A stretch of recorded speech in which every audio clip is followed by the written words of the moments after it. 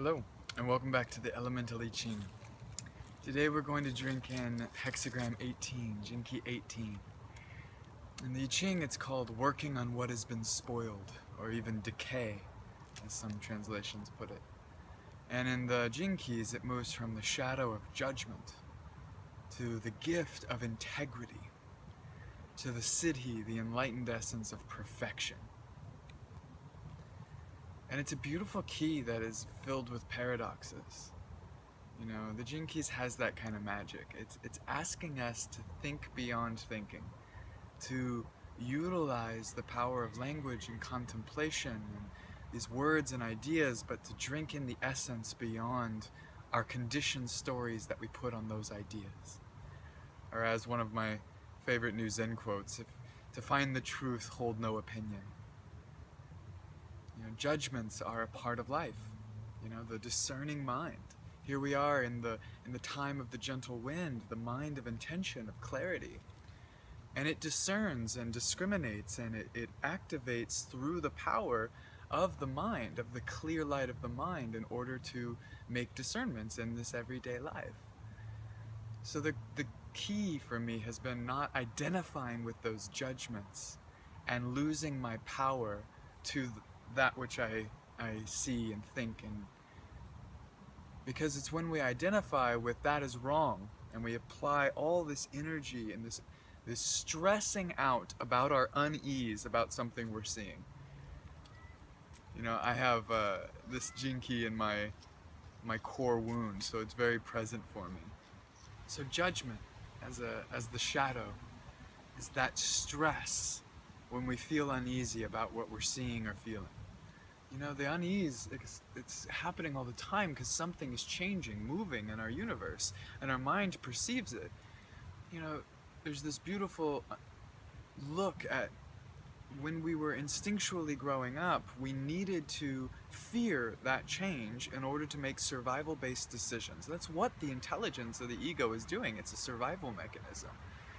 But over time, we're not actually in physical danger when this wind picks up. It's not that I have to run and find shelter and get fire going. I'm not going to die in this storm. But I can still sense that something is changing. The seasons are changing. The weather is asking some new, awareness to come into my being. So if I stress out about it, right, I constriction in the mind, stress in the mind about this feeling of change, then I live and I identify with those judgments. Oh, that is bad, that is wrong, you're doing it wrong. You know, I'm doing it wrong, self-criticism, self-judgment. And it constricts and identifies with that state. But the gift of integrity is about embodying and being a model of integrity, not forcing it outside, but being sovereign and strong and embodying that work. Right, so here's this mountain of restraint, restraining the thinking mind, restraining that judgmental current to listen to our intuition, to the wind. Because our intuition is bringing something up.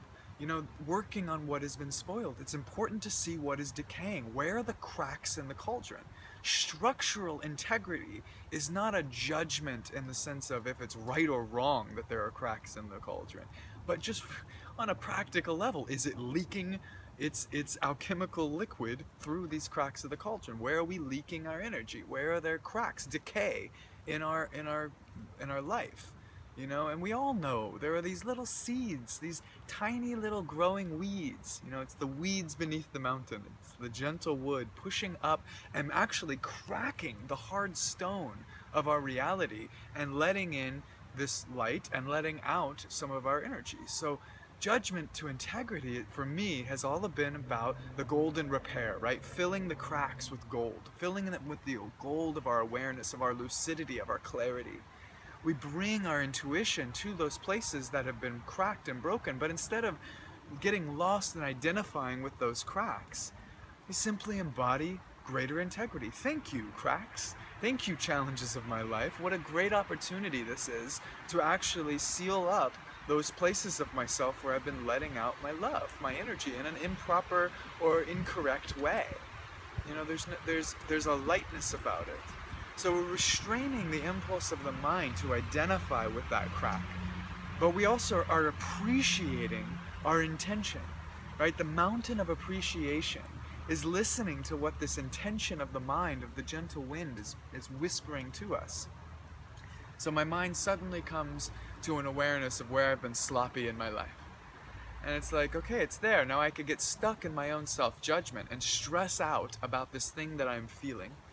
Or I can restrain the impulse to identify with that, still the mind, and fill with my intention, with my appreciation, with my intuition, guided to the right step to help improve that aspect of my life, the perfecting. We're all on this evolutionary journey, learning with every step how to be more and more efficient with our love. You know, it's a brilliant, as my Dzogchen teacher says, the sword that is sharpening itself. This profound, that life is the greatest teacher, and it's constantly, taking off the shells, the armor, the husk around this seed of who we are to be. So this big, thick mountain is covering this gentle seed that's sprouting, that's growing, this gentle wood. So the decay is actually helping us to unwind the mental patterns of conditioning, the stories that we've been telling ourselves, to let this gentle love emerge and show itself and spring new life to, into the world.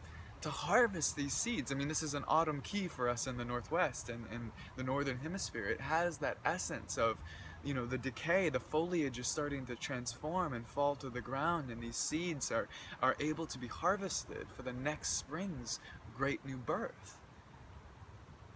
And then the paradox, right?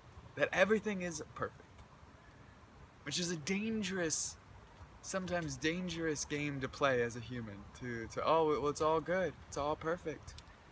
There's still suffering on this planet. There are still times when we need to be aware and discerning and be in our integrity, be in structural integrity to bring about the most harmonious life. But on a deeper level, it does feel like there is a divine perfection to this whole game. Beyond the perfecting, the constantly striving for the perfect way, that the perfect way is about relaxing, the stillness that reveals our inner clarity. The stillness of the mind that doesn't identify with the game of the alchemy, the constant, push and pull and growth and death. The cycles of life are simply happening. There's many examples in nature where there's not this, judgment against what plants arise and what animals eat what animals. There's a natural reciprocity, a perfection that's actually informing the whole. And informing the individual organisms as a part of that whole. So I ask myself to relax into that stillness, to allow clarity to arise.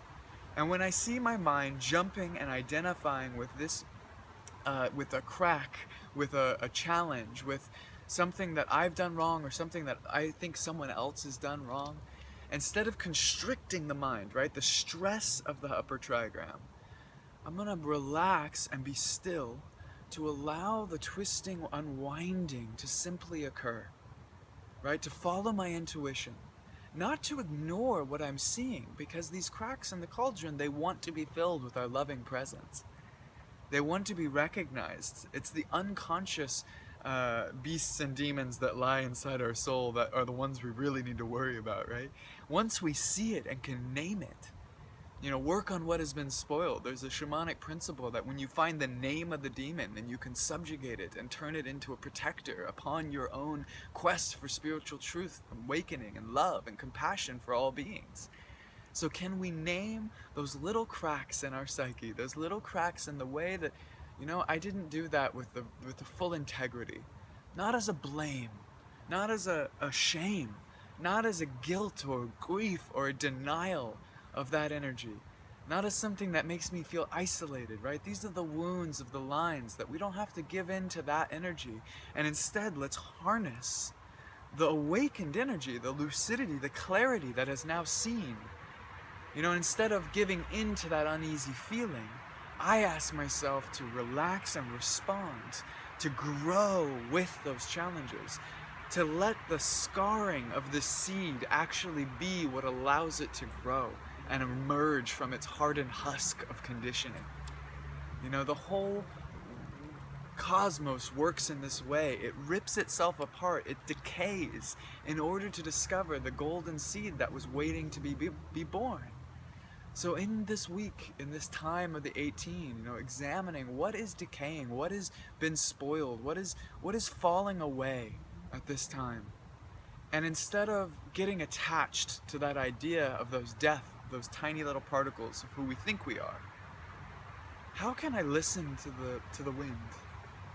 How can I listen to this new change that's emerging and embody that flexibility, that spiraling dance with life?